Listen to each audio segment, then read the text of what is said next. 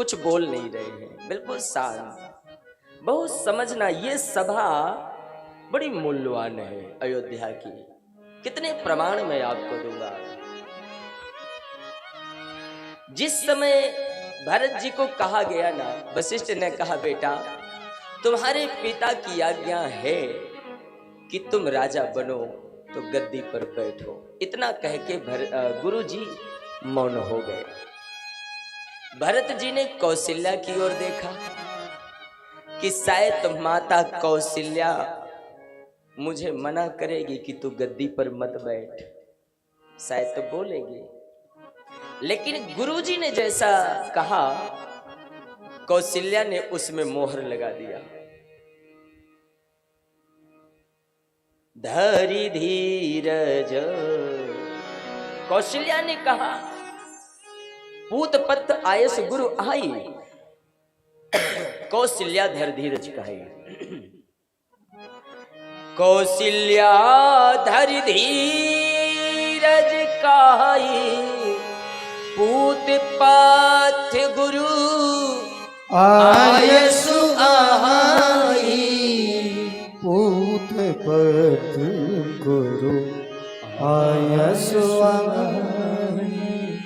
वशिष्ठ जी ने कहा पुत्र के लिए धर्म है, पिता की आज्ञा पालन करना, तो आप गद्दी पर बैठो।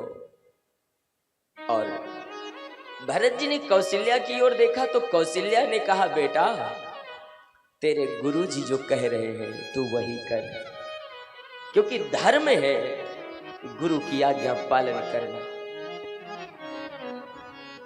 साहब भरत जी को निराशा हो गई कौशल्या की तरफ से भी, मेरी माँ भी मुझे कह रही है गद्दी पर बैठ। भरत जी ने फिर राजमंत्रियों की ओर, अयोध्या प्रजापुरवासियों की ओर देखा कि शायद ये मना करेंगे।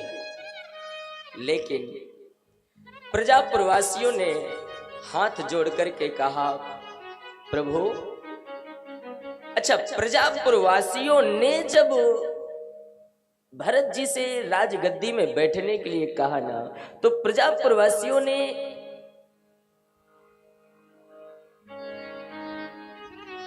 बैठना बस।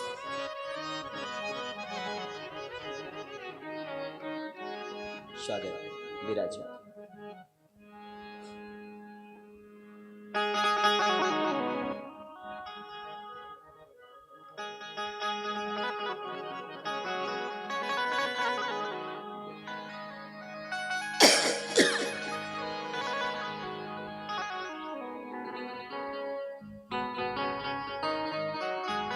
प्रजापुरवासियों की ओर जब भरत जी ने देखा, देखिए प्रजापुरवासियों ने एक शब्द कहा प्रभु अभी तो आप गद्दी पर बैठ जाओ, लेकिन रघुपति आए, राम जी के आने के बाद आपकी जो इच्छा हो आप वो करना। और जैसे ही ये शब्द प्रजापुरवासियों ने कहा, भरत जी को बोलने का कारण बन गया। हाँ, ये प्रजापुरवासी नहीं चाहते थे कि भरत राजगद्दी पर बैठे, क्योंकि उन्होंने तैयारी राम राज्य की किया है। और निवेदन करो ना, अभी तक प्रजापुरवासी भारत से भी परिचित नहीं है कि इसका हृदय कैसा है। इन्होंने जो ये प्रजापुरवासियों ने शब्द कहा ना कि रघुपति आए, राम जी के आने के बाद तुम्हारी जो मर्जी हो वो करना, तो प्रजापुरवासियों ने इस शब्द में संकेत कर दिया कि शायद ये गद्दी पर बैठ जाए और राम जी आए और ये गद्दी ना छोड़े, तो हम तो कुछ नहीं कर सकते। पर प्रजापुरवासियों ने कहा आपकी जैसी मर्जी हो वो करना। भरत गए और अयोध्या वासियों के गले से लिपट जाते हैं। साहब भरत हृदय लगाते हैं, जिस व्यक्ति ने ऐसा कहा उसको कंठ लगाते हैं। और उसके बाद तुलसी ने भरत का बोलना लिखा गुरु के पास। मैं प्रमाण दूं ना, आखिर कारण क्या है कि गुरु की आज्ञा यहां भरत ने स्वीकार नहीं किया। भरत जैसा योगी तुलसी कहते हैं भरत कमलो कर जोर, धर्म धुरंधर धीर धरी, बचन अमिय जनु बोर, देते उचित उत्तर सबही। भरत जी उत्तर देना चालू करते हैं तो सबसे पहले उत्तर किसको दिया? गुरु जी को। दीन हो मोहि सीख दीन, मोहि उपदेश दीन, गुरुनी का मोहि उपदेश दीन, गुरुनी का प्रजा सचिव सम्मत सबही का। मोहि उपदेश दीन नीका, मोहि उपदेश दीन, गुरु नीका प्रजा सचिव सम्मत सबही का। अब तुम गुरुदेव आपने मुझे अच्छी शिक्षा दिया है, लेकिन जिस शिक्षा में भलाई है और इस शिक्षा में सचिव, प्रजा और मेरी माता की सहमति भी है, भरत जी ने कहा। लेकिन अब तुम बिना मोरी सुन ले, अब तुम बिना मोरी सुन ले, मोहि अनुहारी तो सिखावन देऊ, मोहि अनुहारा सिखावन देऊ, मोहि अनुहारा तो सिखावन देऊ, मोहि अनुहारा सिखावन देऊ। भरत जी ने कहा गुरुदेव अब मेरी भी विनती स्वीकार करो। और भरत ने सबसे पहले कहा आपने शिक्षा मुझे अच्छी दिया और इस शिक्षा में सबसे पहले मेरी माँ कौशल्या माता ने मोहर लगाया। बोले कौशल्या माता इसलिए इसमें अपनी सहमति देती हैं क्योंकि ये मुझे ज्यादा प्रेम करती है। भरत ने कहा, बोले भरत की प्रीत है माँ के प्रति। भरत कहते हैं कि ये तो मुझे राम भैया से ज्यादा प्रेम करती है, इसलिए मुझे कह रही है तू गद्दी पर बैठ जा। और प्रजा की ओर देखा ना, भरत की आंखों में अश्रुबिंदु है। भरत कहते हैं ये प्रजा प्रवासी गुरुदेव, ये प्रजा प्रवासी नहीं चाहते कि इतना बड़ा अन्याय इस अयोध्या में हो। हाँ। क्यों?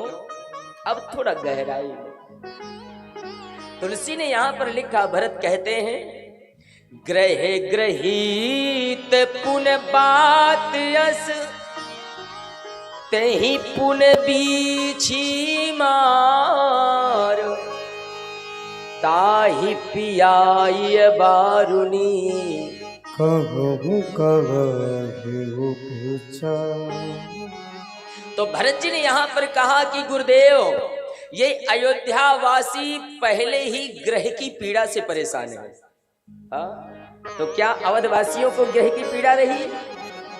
तो इसका प्रमाण मैंने कल दिया था आपको मेरे भाई बहन। मैंने कहा था ना कि गोस्वामी की वाणी को समझना बड़ा मुश्किल है। तुलसी ने प्रश्न कहीं और किया, उत्तर उसका कहीं और जाकर के दिया। भरत जी उत्तर दे रहे हैं लेकिन प्रश्न गोस्वामी जी ने पहले किया है। तो यहां पहला शब्द भरत कहते हैं ग्रह ग्रहित पुन बात अस। पहले ही अवधवासी ग्रह की पीड़ा से जूझ रहे हैं। तो बोले ग्रह की पीड़ा कब से प्रारंभ हुई? जब देवताओं ने सरस्वती से प्रार्थना किया और सरस्वती जब अयोध्या में प्रवेश की तो बाबा वहां पर लिखते हैं क्या? हरसो हृदय कौशलो पुरयाई जनुग्रह दशा दुसही दुखदाई। जनुग्रह दशा। जब सरस्वती अयोध्या में आई ना तो सारे अयोध्या वासियों की ग्रह दशा बदल गई। तो भरत जी यहाँ पर कहते हैं कि अवधवासी पहले ही ग्रह की पीड़ा में परेशान है। हाँ? ग्रह ग्रहित पुनः बात यस। और विचार करना, पहले ही किसी को राहु केतु लगा हो और उसको बात रोग हो जाए। ग्रह ग्रहित पुनः बात यस। तो बोले ग्रह की पीड़ा में परेशान है और बात रोग क्या है? राम जी का वनगमन अयोध्या वासियों को बात रोग के समान कष्ट दे रहा है। हाँ। ग्रह ग्रहित पुन बात यस तेहि पुन बीछी मार।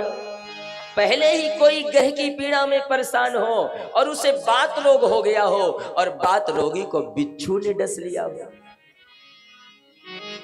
तो बिच्छू ने क्या अवधवासियों को डसा है? हाँ साहब, जब राम जी वन को जा रहे थे ना तो तुलसी लिखते हैं, नगर व्याप गई बात सुतीछी छुअत चढ़ी जनु सबो तन बीछी।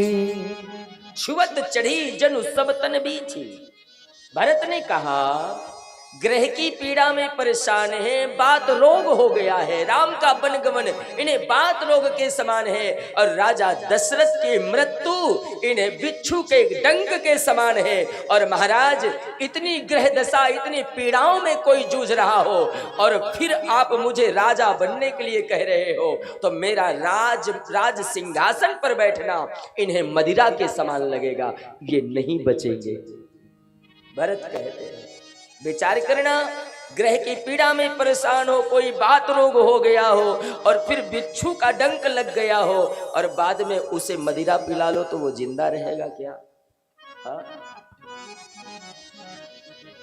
भरत जी कहते हैं मैं निवेदन करूं ना, भारत योगी ने जो प्रश्न गुरु के सामने रखा, गुरु वशिष्ठ भी उसका जवाब नहीं दे पाए। वशिष्ठ से भरत ने कहा, सरकार